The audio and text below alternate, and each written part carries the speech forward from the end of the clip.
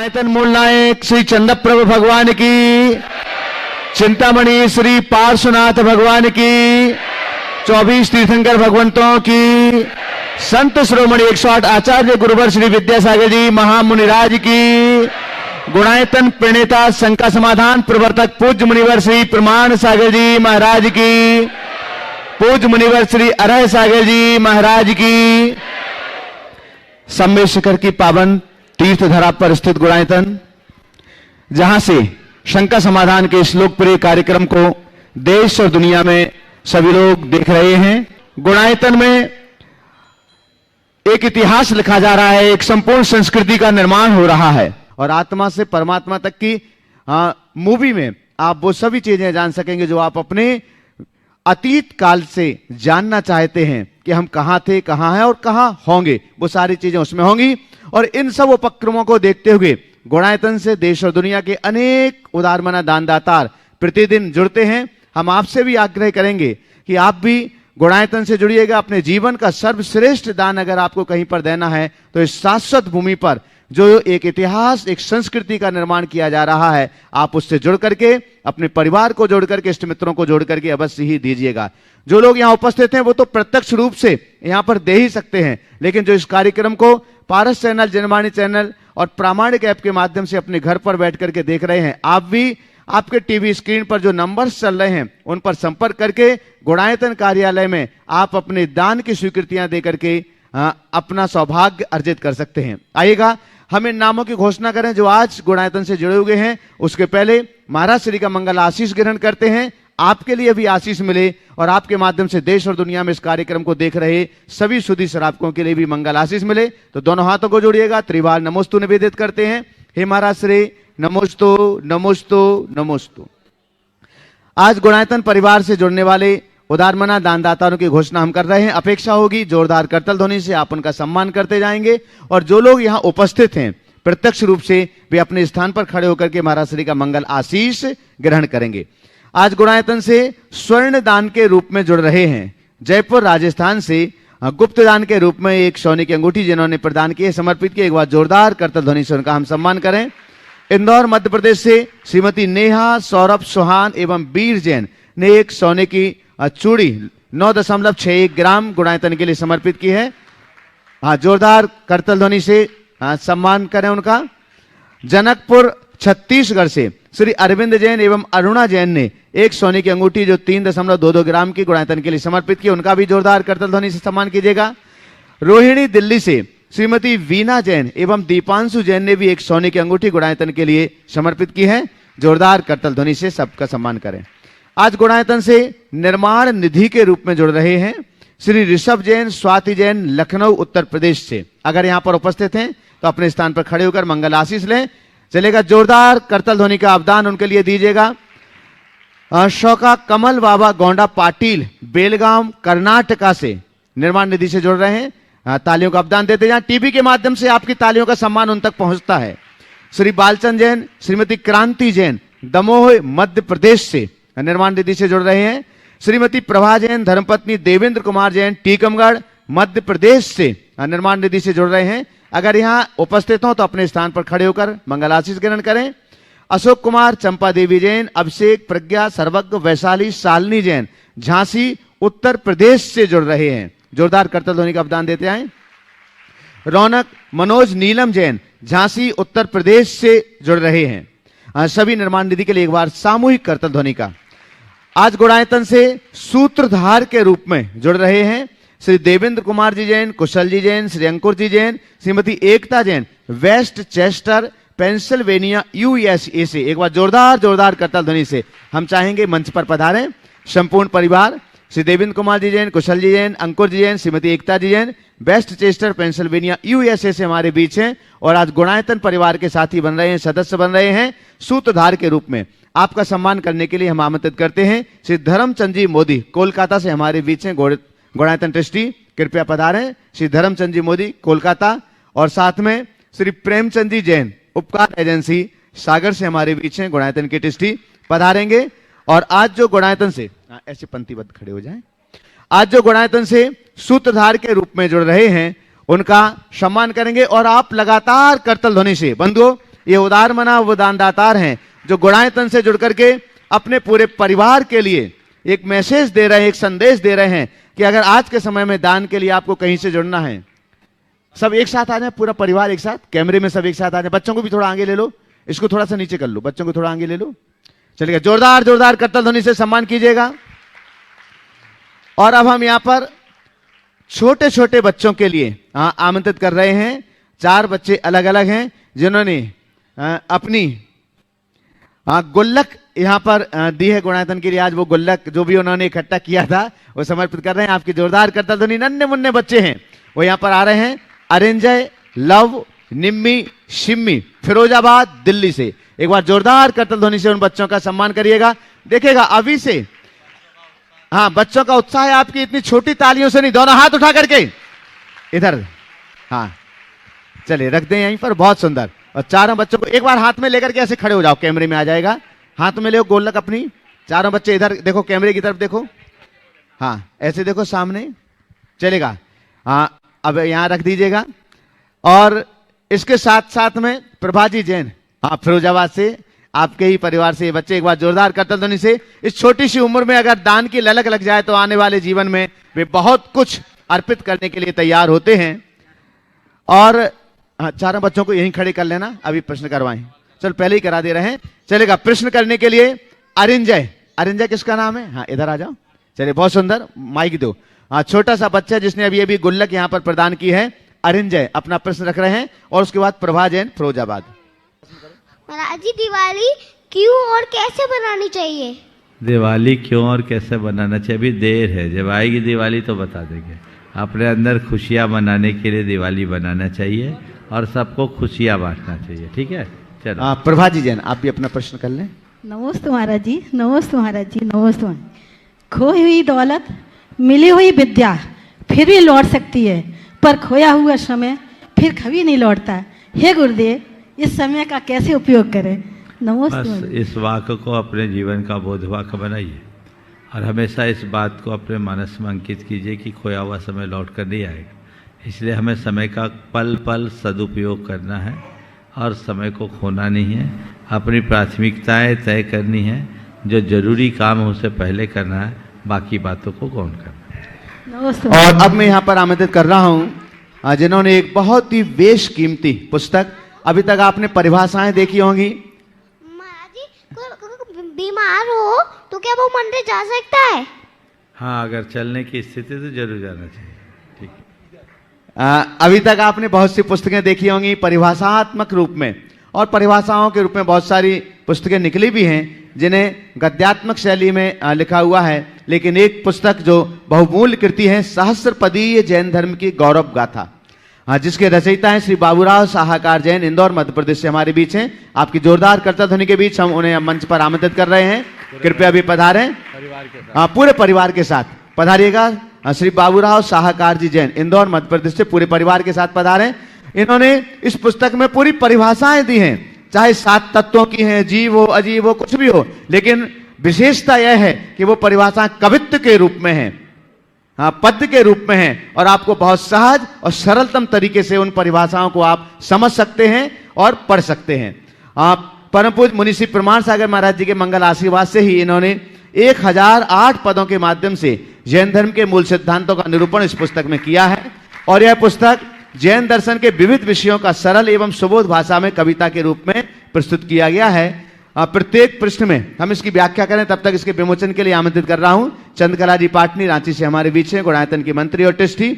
शकुन दीदी सागर से हमारे बीच हैं, गुणायतन ट्रस्टी। सुभाष जी जैन सीईओ, वो गुणायतन से हमारे, गुणायतन कृपया पधारें। और कैलाश जी सेठी अजमेर से हमारे बीच हैं। और संध्या प्रेमचंद जी जैन, उपकार जैन सी सागर से, वो इस पुस्तक के विमोचन के लिए यहाँ पधारेंगे। बंधुओं, इस पुस्तक के प्रत्येक पृष्ठ में 7 पद हैं और प्रथम पद विषय का परिचय देता है और शेष 6 पद उस विषय की व्याख्या करते हैं। प्रत्येक, आपको परिवार को भी साथ में ले लो, आगे आप लोग साथ में आ जाओ, एक साथ पुस्तक का विमोचन करेंगे। प्रत्येक पृष्ठ के नीचे इस पृष्ठ के कठिन शब्द अंकित हैं, जिनके अर्थ इस पुस्तक में अंत में दिए गए हैं और शब्दकोश में भी उपलब्ध हैं। यह कृति जैन धर्म का सहज रूप में समझने में निश्चित ही सहायक होगी। तो आइएगा, इस कृति का विमोचन यहां पर किया जा रहा है। आप लोग जोरदार करताल ध्वनि के साथ सम्मान करें। और निर्ग्रंथ फाउंडेशन भोपाल, जहां से महाराज श्री की संपूर्ण कृतियों का प्रकाशन होता है। निर्ग्रंथ फाउंडेशन भोपाल से एक एक पुस्तक ऐसी ले लें, सामने दिखा दें एक बार कैमरे के सामने, सभी लोग परिवार को भी एक दे दें। हाँ, जोरदार जोरदार करतल ध्वनि के साथ बंधुओं। और हम चाहेंगे कि आप प्रथम कृति, यह प्रथम प्रति दोनों महाराज श्री के पावन कर कमलों में समर्पित करेंगे, पहुंचेंगे। और निर्ग्रंथ फाउंडेशन भोपाल, जहां से महाराज श्री के संपूर्ण साहित्य का प्रकाशन होता है, वहां से ही इसका प्रकाशन हुआ है। और ये बाहर जहां पर महाराज श्री का संपूर्ण साहित्य उपलब्ध है, बाहर कार्यालय के सामने, उसी स्टॉल पर यह कृति भी आपके लिए उपलब्ध हो सकेगी। चलेगा। इसी के साथ हम प्रश्न के लिए भी आमंत्रित कर रहे हैं प्रदीप जी बाबूराज जी सहायकार, वो मंच पर हैं, तो वो अपना प्रश्न भी रखेंगे। उसके पहले बंधुओं हम आपके लिए बतला दें, 2 मिनट में कहना चाहूँगा। बाबूराव साहकार जी ने जैन धर्म की गौरव गाथा जो सहस्रपदी है, 1000 से अधिक पदों के द्वारा लिखी है। वाकई में ये बहुत ही अच्छी कृति है। मैंने अभी इसको हल्का सा पलटा, हालांकि प्रकाशन से पूर्व ये मेरे पास आई थी, लेकिन अपने आप में ये बहुत ही अच्छी कृति है। और ये इनकी विद्वत्ता का परिचायक तो है ही, इनके वैदुष्यपूर्ण कवित्व को भी प्रकट करता है। आपने बहुत अच्छा कार्य किया है और इसे लोग पढ़कर गेय भाषा में गीत संगीत की तरह जैन तत्व ज्ञान का बोध प्राप्त कर पाएंगे। बाबूराव जी के इस श्रम साध्य कार्य के लिए मेरा आशीर्वाद। और इसके प्रकाशन का काम निर्ग्रंथ फाउंडेशन में भी विशेषतः विकास गोधा ने किया है, उसके लिए भी बहुत बहुत आशीर्वाद। यह कृति सबको जरूर पढ़ना चाहिए। चलिए, आप प्रदीप बाबूराज सहायकार जी इंदौर अपना प्रश्न रखें। उसके पूर्व बंधु हम एक बार पुनः आपको स्मरण दिला दें कि आने वाले पर्वराज पर्यूषण पर्व में 31 अगस्त से 9 सितंबर तक श्रावक संस्कार शिविर का आयोजन किया जा रहा है, जिसके लिए मात्र 2 दिन और आप, क्योंकि संख्या बहुत ज्यादा नहीं है, जो निर्धारित संख्या हम उसके बिल्कुल समीप पहुंच चुके हैं, 90% लगभग वो संख्या पूर्ण हो चुकी है, इसलिए हमने 2 दिन और उसके कम कर दिए हैं। तो आप 2 दिन में जो भी इस कार्यक्रम को अपने घर पर बैठे हुए लाइव देख रहे हैं अथवा यहाँ पर बैठे हुए हैं, आप 2 दिनों में 5100 रुपए की रजिस्ट्रेशन फीस उसी पर जमा करके प्रामाणिक ऐप अथवा www.munipramansagar.net पर जाकर के अपना रजिस्ट्रेशन कर सकते हैं, ताकि सिद्ध क्षेत्र पर लगने वाले श्रावक संस्कार शिविर में आपको भी संस्कारित होने का सौभाग्य प्राप्त हो सके। और साथ ही साथ में बंधुओं, आने वाले कार्तिक मास के आस्थानिक महापर्व में 1 नवंबर से 9 नवंबर तक मूल संस्कृत भाषा का सिद्धचक महामंडल विधान यहाँ पर आयोजित होगा, जिसके संपूर्ण मंत्रोच्चारण महाराज श्री के मुखारविंद से ही होते हैं। और उसमें भी आधे से ज्यादा मंडल सुनिश्चित लगभग हो चुके हैं। जो लोग अपने परिवार के साथियों के साथ में, 8 परिवार के आपके सदस्य उस मंडल के साथ में वहां सम्मिलित हो सकते हैं, तो आप अपने परिवार के साथ इस सिद्ध भूमि पर अगर सिद्धचक विधान करना चाहते हैं तो आप अभी से अपना मंडल सुनिश्चित करें कार्यालय में संपर्क करके, जिसके लिए 3,11,000 रुपए की राशि सुनिश्चित की गई है। और प्रातःकाल महाराज श्री का लाइव प्रवचन सुनने का सौभाग्य आप सभी के हाथों में होता है पारस चैनल के माध्यम से 8:10 पर। और अभी बहुत ही मौलिक प्रवचनों की श्रृंखला चल रही है गृहस्थ धर्म पर आधारित, इसलिए आप उन प्रवचनों को अवश्य ही सुनिएगा। और साथ ही साथ में अगर आप घर पर नहीं है, रास्ते में हैं, तो प्रामाणिक ऐप के माध्यम से अथवा पारस चैनल के माध्यम से आप लाइव अपने मोबाइल के माध्यम से भी इस प्रवचन को लाइव सुन सकते हैं। प्रदीप बाबूराव जी सहायकार अपना प्रश्न रखेंगे और इसके बाद में तैयार रहेंगे डॉक्टर नवीन जैन बरेली। मुनिद्वय के चरणों में, मुनिद्वय के पावन चरणों में मेरे पूरे परिवार एवं इंदौर सैतवाल दिगंबर जैन समाज ट्रस्ट एवं समाज की तरफ से अनेक शरण नमोस्तु। गुरुदेव, मेरा प्रश्न यह है कि जैन दर्शन में जीव के 2 भेद कहे गए हैं, जैसे त्रस जीव एवं स्थावर जीव। स्थावर जीव में पृथ्वी का एक, अग्नि का एक, वायु का एक, जल का एक एवं वनस्पति का एक जीव आते हैं। वनस्पति कायिक के संबंध में तो हमको एक अंदाज लग जाता है, बीज को बोया, अंकुरित हुआ, वृक्ष के रूप में आया, फल दिया, यानी उसमें चेतना है और जीव का प्रमुख लक्षण चेतना है। तो चूंकि लेकिन पृथ्वी का एक, जिसमें पाषाण, पत्थर, चट्टानें, अग्नि का एक, वायु का एक, इनके बारे में थोड़ा सा समझ में नहीं आया कि इनको जीव की संज्ञा क्यों दी गई है? स्थावर जीव देखिए, क्यों है? ये स्थावर जीव है और भगवान की वाणी है, इसमें संशय करने का कोई औचित्य नहीं। जैसे वैज्ञानिक जगदीश चंद्र बोस के पहले लोग वनस्पति को भी जीव मानने से इनकार करते थे। आज सारा जगत इस बात को मान रहा है कि वनस्पति में जीवत्व है। ऐसे ही एक समय आएगा जब लोग इनके बारे में भी सोचेंगे। हमारा ज्ञान अभी इतना सूक्ष्मता तक नहीं पहुंच पाया कि इनमें अंतर्निहित सूक्ष्म तत्व को पहचान सके, पर यह बात सुनिश्चित है कि ये चेतना विहीन नहीं। डॉक्टर नवीन जैन, योगाचार्य बरेली। आगे तैयार रहेंगे यश सेठी बड़वानी।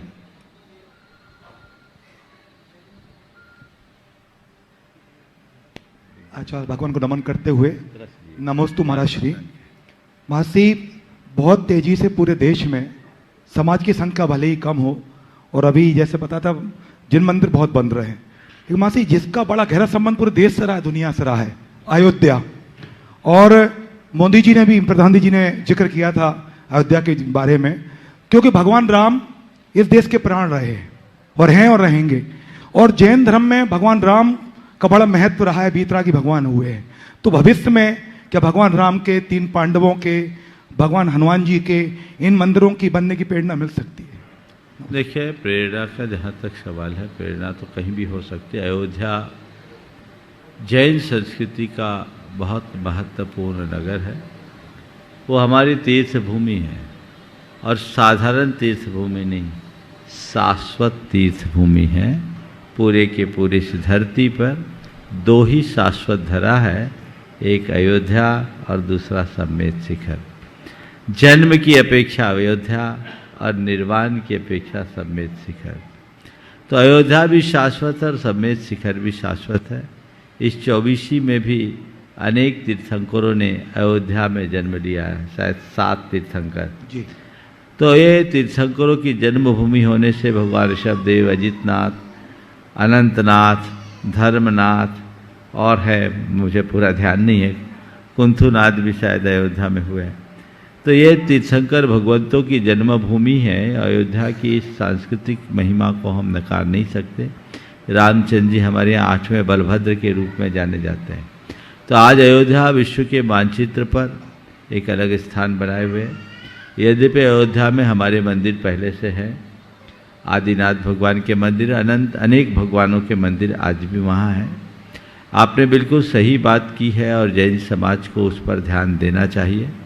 वो हमारी प्रभावना का एक बहुत बड़ा केंद्र है और उसके लिए ठोस कार्य योजना बनाई जानी चाहिए। नमस्ते। यश सेठी बड़वानी। आगे तैयार रहेंगे श्रीमती चंद्रकला जी पाटनी, रांची। नमोस्तु महाराज श्री, नमोस्तु नमोस्तु नमोस्तु महाराज श्री। सफल नाम की पेड़ी 3 सीढ़ियों से प्राप्त होती है: उपहास, विरोध और स्वीकृति। किसी सीढ़ी पर उपहास हो तो साहस कैसे बढ़ाएं कि अपना त्रास होने से बच जाए। किसी सीढ़ी पर विरोध हो तो उसका गतिरोध कैसे बनाएं कि निर्विरोध आगे बढ़ जाए। और अंतिम सीढ़ी पर स्वीकृति हो तो अपनी प्रवृत्ति में एहसान कैसे लाएं कि हमारी पीढ़ियों की संस्कृति अभिमान से न छाए। बहुत अच्छी बात है। उपहास, विरोध और स्वीकृति सफल पीढ़ी के 3 सीढ़ी। किसी सीढ़ी में उपहास हो तो हम साहस कैसे लाए कि त्रास न हो सके। मैं आपसे कहता हूँ, यदि कहीं तुम्हारा उपहास हो तो तुम इसे हास मानकर टाल दो। कोई उपहास कर रहा है, करने दो, उसमें से उप हटा दो, हास मानो, हंसकर टाल दो। किसी के उपहास से तुम्हारा कुछ नहीं बिगड़ेगा। यदि कोई तुम्हारा उपहास कर भी रहा है तो दूसरे चरण में उसके उपहास की समीक्षा करके देखो कि कहीं इसका यह उपहास सही तो नहीं है, और यदि सही है तो अपने भीतर सुधार करो, उसका प्रयास करो, जीवन का विकास होगा। इसके लिए अतिरिक्त साहस की जरूरत नहीं है, केवल उसमें सही समझ की आवश्यकता है। विरोध करे तो गतिरोध, उसका गतिरोध कैसे करे ताकि हमारी हम निर्विरोध आते रहे। मैं बड़े सीधे शब्दों में कहता हूँ, जो करे हमारा विरोध उसे हम समझे विनोद। जो करे हमारा विरोध उसे हम समझे विनोद। अगर विरोध को विनोद समझ जाओगे तो गतिरोध कहीं होगा ही नहीं। और एक बात बोलूं, विरोध तो हमारी प्रगति का संकेत है। विरोध ज्योति से पूर्व उठने वाला धुआं है। बिना धुआं के ज्योति कहां जली है? जली है कहीं क्या? तो कहीं थोड़ा बहुत विरोध है, घबराओ मत, उसे विनोद भाव से स्वीकारो कि ये धुआं उड़ रहा है, अब ज्योति जगेगी। अब रहा स्वीकृति। स्वीकृति को क्या शब्द बोला था? अगर अंतिम सीढ़ी पर स्वीकृति मिले हाँ। तो अपनी प्रवृत्ति में हाँ। एहसान कैसे लाएं कि हमारी पीढ़ियों की संस्कृति में अभिमान न छाए। पीढ़ियों की संस्कृति में अभिमान न छाए। अगर हमारी पीढ़ी में स्वीकृति हो, बहुत अच्छी बात है। अगर स्वीकृति हो और हम अपने अंदर अभिमान से बचना चाहते हैं तो कुछ मत करो, अपने से ऊपर की सीढ़ी पर चढ़े हुए पीढ़ी को देखते रहो। समझ गए? अगर अपने से ऊपर की सीढ़ी की पीढ़ी को देखोगे तो तुम भी एकदम सीधे बने रहोगे, तुम्हारी नम्र वृत्ति बनी रहेगी। नमस्ते गुरुदेव। श्रीमती चंद्रकला जी पाटनी रांची, ट्रस्टी और मंत्री गुणायतन। आगे तैयार रहेंगे पंडित अनंत रेखा जी जैन मैनपुरी, ट्रस्टी गुणायतन। मेरी तरफ से जगत के सब जीवों की तरफ से दोनों मुनि राजों के चरणों में नमोस्तु। महाराज श्री, जब माता के गर्भ में बच्चा होता है तो मशीनों के द्वारा निरीक्षण करवाया जाता है कि वो मानसिक तौर से या शारीरिक तौर से वो स्वस्थ है कि अस्वस्थ है। तो अगर अस्वस्थ होता है तो कहा जाता है कि ये बाहर आएगा तो ये परेशान होगा और हम भी परेशान होंगे, तो उसका गर्भपात करवा दिया जाता है। तो ये क्या अनुचित नहीं है? सर्वथा अनुचित है। मैं तो कहता हूँ कभी जांच भी नहीं कराना चाहिए। जांच कराओगे विकल्प होगा। और इसमें न जाने कितने लोग, मेरे पास तो बहुतों ने प्रायश्चित भी मांगा, और प्रायश्चित मांगने के बाद मैं 2 उदाहरण देता हूँ। एक उदाहरण तो ऐसा कि कईयों ने ऐसा अबॉर्शन कराया, बाद में उनकी कोखी चले गई। और एक दूसरा उदाहरण देता हूँ कि मैं उदयपुर में था, एक महिला आई, उसके साथ एक बच्चा था 18-19 साल का। दर्शन करा के आशीर्वाद दिलाई, बोले महाराज जी इसका आईआईटी में सिलेक्शन हुआ, आईआईटी बॉम्बे में, इसका 24th रैंक था, आशीर्वाद दीजिए। फर्स्ट अटेम्प्ट में किया। उसके बाद बेटे को भेजा और फूट फूट के रोने लगी। बोले महाराज जी आपसे एक प्रायश्चित चाहिए। तो क्या है? बोले महाराज मैं क्या बताऊं, जब ये पेट में था जांच कराया, बोल दिया गया कि बेटा एबनॉर्मल है। मेरे पति और मेरे परिवार के लोग मुझसे बहुत दबाव देने लगे कि इसका एबॉर्शन करा लो, एबॉर्शन करा लो, एबॉर्शन करा लो। महाराज जी एक बारगी मेरा भी मन बन गया और मैं एबॉर्शन कराने के लिए चले भी गई। वहीं मुझे एक बुजुर्ग महिला मिल गई। उसने मुझसे कहा कि इतना बड़ा पाप क्यों कर रही है? बच्चा जैसा भी है उसे जन्म तो लेने दो। अगर जन्म लेने के बाद कोई अपंग हो जाता है तो क्या हम उसे मार डालते हैं? ये हत्या का पाप अपने सिर पर क्यों ले रही हो? जो है उसे आ जाने दो। महाराज जी उनकी बातों का मुझ पर बड़ा असर पड़ा। मैंने अपना विचार त्याग दिया। मेरे पति भी नाराज हुए, ससुराल के लोग भी नाराज हुए, लेकिन मैंने किसी की नहीं सुनी और मैंने कहा मैं ये पाप नहीं करूँगी। महाराज जी आज मैं बच गई और मेरा ये बेटा इतना प्रतिभाशाली बेटा हुआ है, जो फर्स्ट अटेम्प्ट में IIT में 24th रैंक पाया। महाराज, अब मुझे लगता है कि मैं कितना बड़ा पाप करने जा रही थी, कितना अनर्थ मेरे द्वारा हो रहा था। महाराज जी मुझे इसका प्रायश्चित दीजिए। तो ऐसा भी हो जाता है। तो इसलिए हत्या का भाव तो कभी करना ही नहीं। हाँ, एक एक्सेप्शन है कि अगर बच्चे के साथ जच्चे के जान पर खतरा हो। हालांकि डॉक्टरों का कोई ठिकाना नहीं रहता, आजकल की जांच की मशीनों का भी कोई विश्वसनीयता नहीं रहती, इसलिए पूर्वापर विचार करके ही ये सारे काम करने चाहिए। इसमें किसी भी प्रकार की ऐसी सलाह को अहमियत नहीं देना चाहिए, क्योंकि ये पाप है।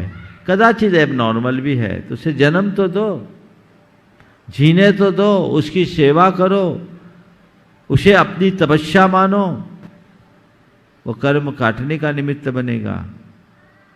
अन्यथा तुम हत्यारे कहलाओगे और किसी गैर के नहीं, अपने ही जी के लाल की, अपने ही कलेजे के टुकड़े की। ये बहुत बड़ा पाप होगा और हमें ऐसे पाप से बचकर रहना चाहिए। बारंबार नमोस्तु करते हुए पूछ रहे हैं, महाराज श्री, संसार की हर वस्तु आंख खोलकर ही दिखाई देती है, लेकिन जिसने हमें आंख दी है वो तो आंखें बंद करते हैं तभी दिखाई देता है।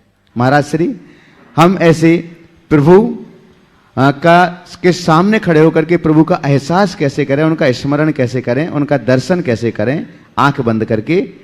नमस्ते। देखिए, बहुत अच्छी बात है।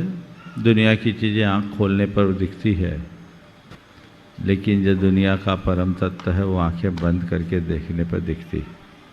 आपने पूछा है हम अपने प्रभु का दर्शन कैसे करें, तो अपने प्रभु के दर्शन करने के लिए दुनिया का दर्शन बंद करना पड़ेगा।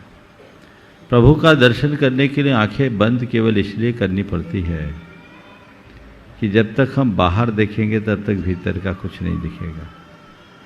आंखें बंद कर लो यानी दुनिया से विराम लो। जो भीतर है उसे भीतर देखोगे तभी तुम देख पाओगे।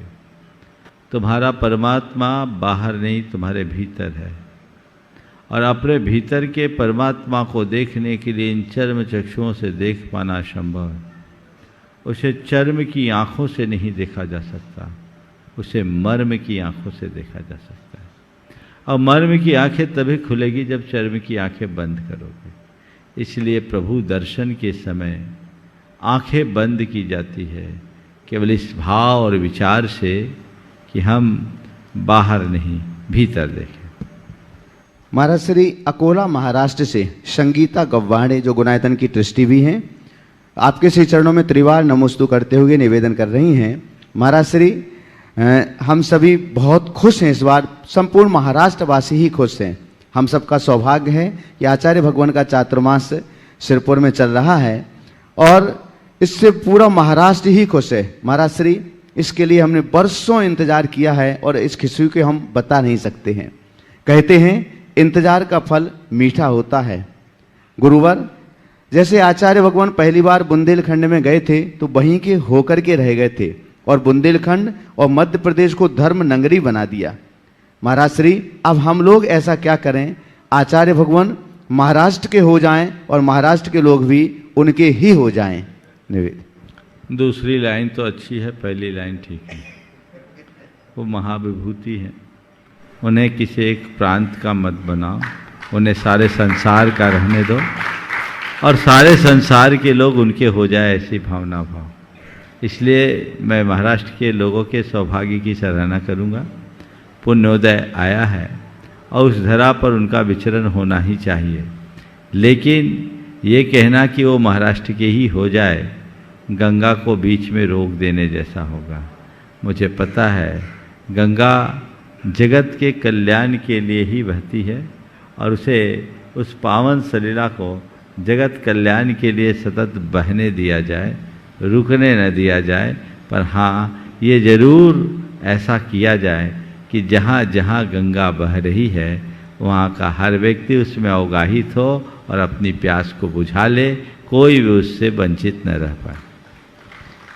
महाराज श्री गिरिडीह झारखंड से सुनैना जैन आपके श्री चरणों में नमोस्तु करते हुए निवेदन कर रही हैं। महाराज श्री, हमें बताया जाता था कि जितने भी मंदिर की वंदना करो उससे हमारे कर्म कटते हैं और पुण्य की वृद्धि भी होती है। पर महाराज, आजकल लोगों की सोच हो गई है कि क्या जरूरत है ज़्यादा मंदिरों के दर्शन करने को, सभी मंदिर में एक ही भगवान तो विराजमान है, इसलिए एक ही मंदिर के दर्शन करो और अपनी भावनाओं को शुद्ध रखो। महाराज श्री, क्या यह सही सोच है? क्योंकि मुझे नहीं लगता कि ऐसे बोलने वाले लोगों की भावना शुद्ध रहती होती। तथा साथ में हमें ये सिखाया जाता है कि जब भी हम गुरु जी के पास बैठे हों तो डिसिप्लिन के साथ बैठें, उस समय हमें खेलना नहीं चाहिए, यहाँ तक कि बातें भी नहीं करना चाहिए। पर महाराज श्री, आजकल जहाँ भी जाती हूँ देखने को यही मिलता है, गुरु जी प्रवचन कर रहे हैं, बोल रहे हैं, कार्यक्रम चल रहा है और लोग बैठकर मोबाइल खोल करके गेम खेल रहे हैं। सिर्फ बच्चे ही नहीं, बच्चों के माता पिता भी ऐसा करते हैं। तो महाराज श्री, ऐसे धार्मिक सत्संग में मोबाइल जैसे नशे से कैसे बचा जाए? ओम, एक बहन जी भी अभी मोबाइल पे कुछ करती दिख रही है, थोड़ा बाजू वाले उनको सावधान कर, इतने व्यस्त मत हो, है ना, ये बीमारी। पहला सवाल कि एक ही भगवान के दर्शन करे, ज़्यादा भगवान के दर्शन का क्या काम? मैं उनके लिए कहूँगा कि ये बताओ, एक बार मुझसे किसी युवक ने एक सवाल किया था कि महाराज जी, मंदिर में इतने सारे भगवान या इतने सारे मंदिर क्यों बनाए जाते, एक मंदिर पर्याप्त? मैंने उससे पूछा कि तुमने किसी से प्रेम किया? बोले किया है। उसकी तस्वीर रखते हो? बोले रखता हूँ। बोले एक आधी रखते हो? बोले एक तो रखता ही हूँ। बोले उसकी ज़्यादा तस्वीरें मिले तो? बोले महाराज, जितनी तस्वीर मिले उतनी देखने की इच्छा होती। क्यों? क्योंकि मुझे उससे प्रेम है। तो मैंने कहा, जिससे तुम्हें प्रेम है तुम उसकी चाहे जहाँ हर जगह उसकी तस्वीर देखना चाहते हो, वैसे ही जिसके हृदय में भगवान के प्रति प्रेम है वो सब जगह भगवान की तस्वीर देखना चाहते हैं। सब जगह भगवान और भगवान को देखो।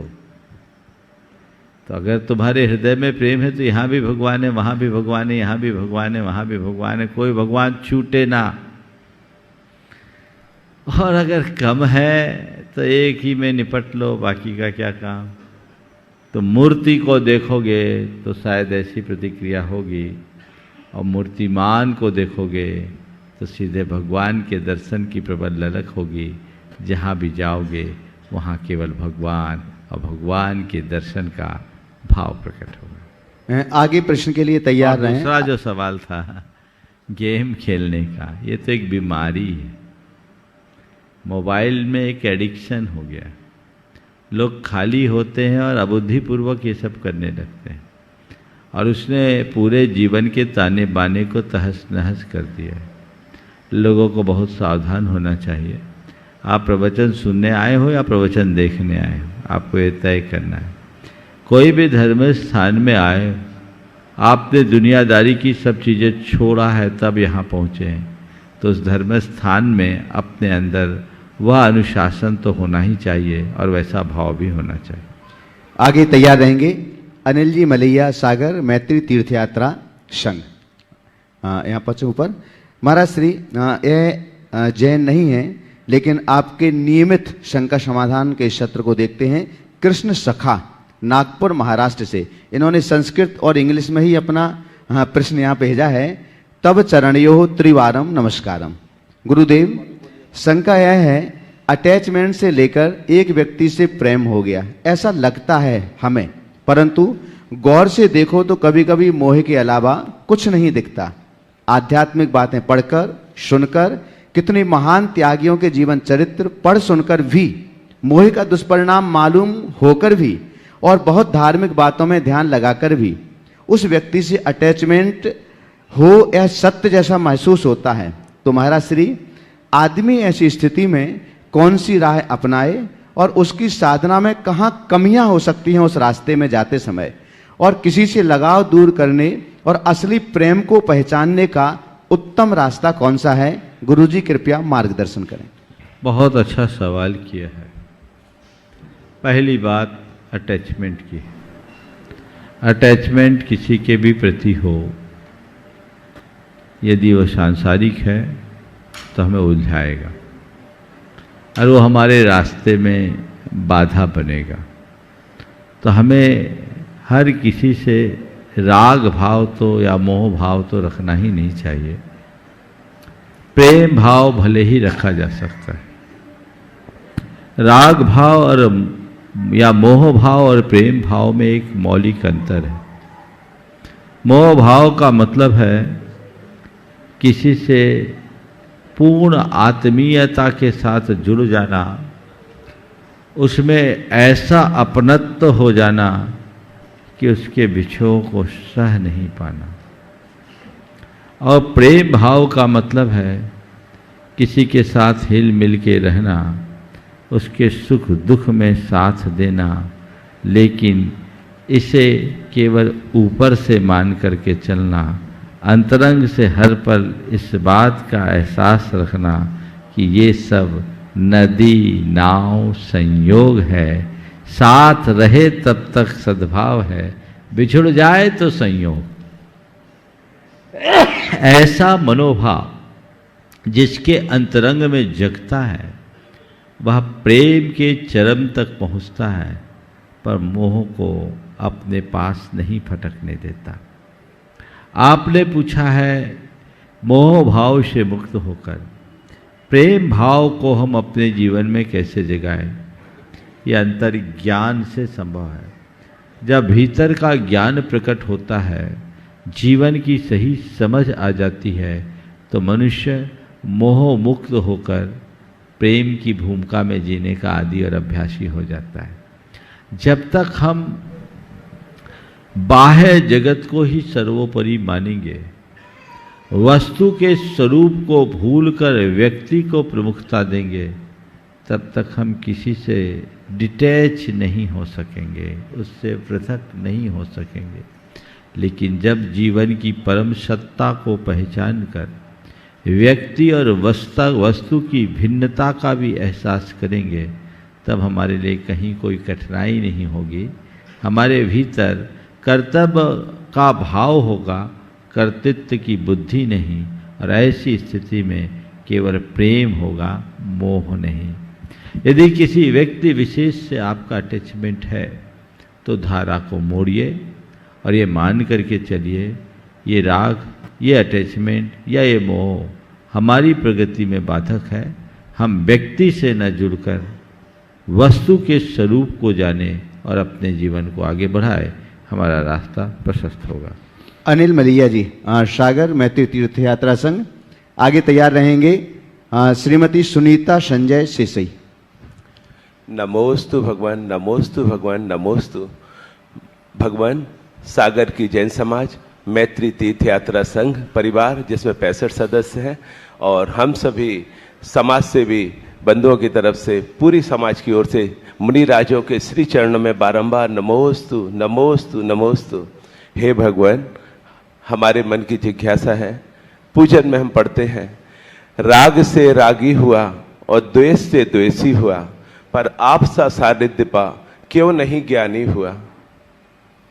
राग से रागी हुआ, देश से द्वेषी हुआ, आप सा सानिध्य पा क्यों नहीं ज्ञानी हुआ।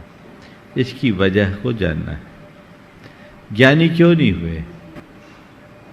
हमने सुना है कि चंदन के वन में रहने वाला नीम का पेड़ भी सुगंधित हो जाता है, लेकिन उसी चंदन से लिपटा रहने वाला सांप अपना जहर ही छोड़ता है।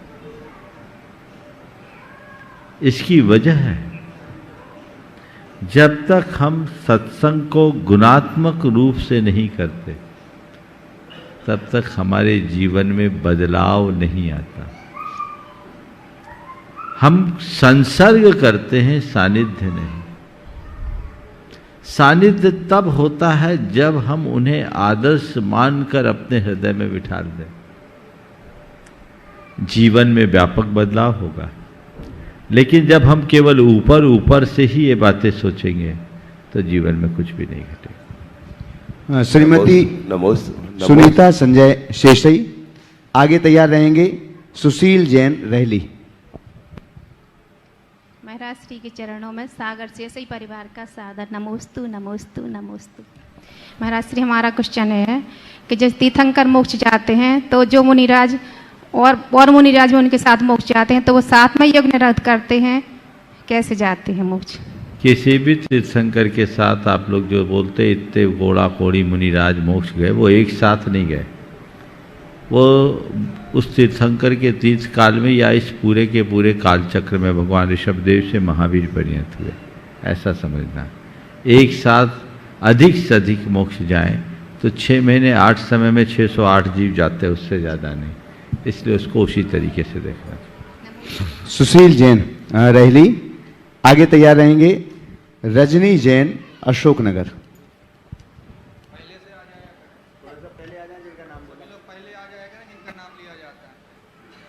महाराज जी, पटनागंज रहली जैन समाज की ओर से, मेरे परिवार की ओर से मुनिद्वय के चरणों में बारंबार नमोस्तु नमोस्तु नमोस्तु।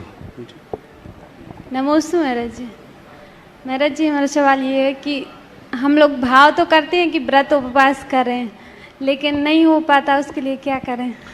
नहीं हो पाता है तो भाव को और गहरा करो, पुण्य को बढ़ाओ और थोड़ा व्रत उपवास करने वालों की संगति बढ़ा दो। खरबूजे को देख के खरबूजा रंग बदल लेगा। नमस्ते महाराज। रजनी जैन अशोकनगर, तैयार रहेंगे अनुज सेठ बलेह। महाराज जी के चरणों में बार बार नमोस्तु नमोस्तु नमोस्तु। महाराज जी, जो व्रत 12 व्रत लिए, मतलब 2 व्रत में है हमारी, तो आने जाने में जो भी दोष लगते हैं सामायिक बार व्रतिकरण में, तो उसका क्या प्रायश्चित? आने जाने का क्रम ऐसा बनाना चाहिए कि हमारे आवश्यक पले, और यदि कदाचित छूटते हैं तो वहाँ पहुँचकर, घर पहुँचकर आचार्य महाराज कहते जितनी सामायिक छूटी उतना उत्कृष्ट सामायिक कर। महाराज जी, हम भावना योग में आए थे, हम आए लीजिए कह रहे थे कि अपन भावना योग में चलें, तो मैं कह रही थी मैं तो बंद ना करूँगी, आप भावना योग करना। तो अब भावना किया है मैंने, तो मुझे इतना अच्छा लगा, मैं इनसे बात कह रही कि अब तो अपन हर बार चला करेंगे। अनुज सेठ बलेह, आगे तैयार रहेंगे कैलाश जी सेठी अजमेर। नमोस्तु महाराज श्री। नमोस्तु महाराज श्री। महाराज श्री, हमारा क्वेश्चन है कि राजा सेणक सम्यक शिखर की वंदना नहीं करवाए थे, आज के लोग कैसे कर पाते हैं? राजा सैनिक सम्यक शिखर की वंदना नहीं कर पाया, ये बहुत बड़ा सत्य है। पद्म पुराण में ऐसा एक प्रसंग आया है कि राजा सैनिक सम्यक शिखर आया था। यहाँ स्ठंडिल नाम के एक पर्वत के पास उसने अपनी पूरी छावनी रखी थी। वंदना का उसका प्लान होगा। उसी समय इंद्र के 2 लोकपाल, ऋक्षरक्ष और यक्षरक्ष, सोम, वरुण और कुबेर आकर के आक्रमण करने लगे। उनसे युद्ध हुआ तो उसने ऋक्षरक्ष और यक्षरक्ष को उनसे युद्ध के लिए भेजा। इसी बीच यहाँ त्रिलोक मंडल नाम का जो हाथी था, रावण को सम्यक शिखर में ही मिला, और रावण इन्हीं में रम गया, भगवान की वंदना नहीं कर पाया। करता कैसे? नरकायु का उसे बंध जो हो गया था। आपने बहुत अच्छी बात की कि रावण शिखर जी की वंदना नहीं कर पाया। राजा सैनिक की बात की, हम रावण में चले गए। चलिए, रावण भी सम्यक शिखर की वंदना नहीं कर पाया। और आज जहाँ तक राजा सैनिक की बात है, राजा सैनिक भगवान महावीर में इतना रम गया कि शिखर जी आने का भाव ही नहीं हुआ, उसका भाव नहीं हुआ। और भाव होता भी कैसे, उसे नरक जाना। तो इस अर्थ में देखा जाए तो आज जितने भी आप सब लोग हैं, उनसे बेहतर हैं, भाग्यशाली हैं कि सम्यक शिखर की वंदना कर रहे हैं। लेकिन इस वंदना को भाव के साथ करो, ताकि अपने भाव भ्रमण को हम जल्दी नष्ट कर सके और जीवन का उद्धार किया जा सके। कैलाश जी सेठी अजमेर से एक बार जोरदार करतल ध्वनि से सम्मान करें। 16 कारण के 32 उपवास इनके प्रारंभ हो चुके हैं और ये लगातार चल रहे हैं। इनकी साधना निरंतर बढ़ती रहे। आगे तैयार रहेंगे हेमा अजमेरा, कोपरगांव, महाराष्ट्र। नमस्ते महाराज जी, नमस्ते महाराज जी, नमस्ते महाराज जी। द्रव्य क्रम, भाव क्रम, और नो कर्म, ये कैसे बनते हैं, कैसे इनका निराकरण होता है? द्रव्य कर्म, भाव कर्म, नो कर्म, पहले तो इन 3 शब्दों की व्याख्या करनी होगी। हमारी आत्मा में जो जड़ कर्म जुड़े हैं उन्हें द्रव्य कर्म कहते हैं। ये कर्म हमारी आत्मा से जुड़ते हैं तो उसके पीछे हमारे अंदर कोई भाव चाहिए। हमारे भीतर के राग, द्वेष आदि जो मनोविकार है, इन भावों के निमित्त से ही कर्म हमारी आत्मा से बंधते हैं। तो जिन भावों से कर्म बंधते हैं उनको बोलते हैं भाव कर्म। बंधे हुए कर्म को कहते हैं द्रव्य कर्म।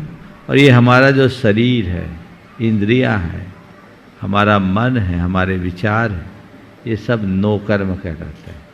समझ गया? नो कर्म कौन से होते हैं? नो कर्म ये शरीर आदि सब नो कर्म है। समझ गए? तो शरीर, इंद्रिया, विचार, मन, ये सब नो कर्म की श्रेणी में आते। तो द्रव्य कर्म हमारे भाव कर्मों के कारण बनते हैं, और जैसे द्रव्य कर्म का उदय होता है वैसा भाव। नमस्ते महाराज। हेमा अजमेरा, कोपरगांव। आगे तैयार रहेंगे राजकुमारी जैन, श्रेयांश जी जैन, रिद्धिमा जैन। श्रेयांश टाकी छिंदवाड़ा से, ट्रस्टी गुड़ाईतन। गुरुदेव के चरणों में त्रिवार नमोस्तु नमोस्तु नमोस्तु। मैं कोपरगांव महाराष्ट्र से आई हूँ गुरुदेव, और मेरा सवाल कुछ बड़ा तो है पर चिंतनीय है। गुरुदेव, मेरी एक ऐसी समस्या है कि जो भी यात्री दूर दूर से आते हैं तो धनबाद, पार्श्वनाथ स्टेशन ऐसी जगह पर ट्रेन 2 ही मिनट रुकती है, जबकि सम्मेद शिखर जी हम जैनियों का सबसे बड़ा पावन क्षेत्र है। रोज कई यात्री दूर दूर से आते हैं, व्रती त्यागी भी आते हैं, तो उनके साथ खाने पीने का सामान भी बहुत रहता है। बड़े बुजुर्गों को इतना सामान लेकर 2 मिनट में उतरना पॉसिबल नहीं होता, क्योंकि अभी कुछ दिन पूर्व ही धनबाद स्टेशन पर एक ऐसी घटना हुई गुरुदेव कि उस महिला की तबीयत अभी भी बहुत खराब है, बहुत खराब है। तो 2 मिनट के बजाय अगर कम से कम 5 मिनट टाइम गाड़ी के रुकने का होना चाहिए, ताकि उतरने वाले सभी यात्रियों को सुविधा हो सके। तो गुरुदेव, मैं इस बारे में आपसे मार्गदर्शन चाहती हूँ। देखिए, आपने बहुत ही गंभीर समस्या के प्रति ध्यान आकृष्ट किया है, और इसका एक ही उपाय है। इस मंच के माध्यम से जितने लोग सुन रहे हैं, ये भारत सरकार के संबंधित मंत्रालय से, रेल मंत्रालय से संपर्क करें, रेल विभाग के उच्चाधिकारियों से निवेदन करें, विभिन्न माध्यमों से उन तक पत्र पहुंचाएं, यहाँ होने वाली घटनाओं का उल्लेख करें, और ये बताए कि ये एक ऐसा पावन तीर्थ है, इसमें हजारों की संख्या में यात्री आते हैं, कभी कभी तो पूरी ट्रेन ही यहाँ खाली हो जाए। तो थोड़ा इसका ठहराव बढ़ाया जाए, तो ऐसा प्रयास करने से परिणाम निकल सकते हैं। तो ये जिम्मेदारी अब आप लोगों की है।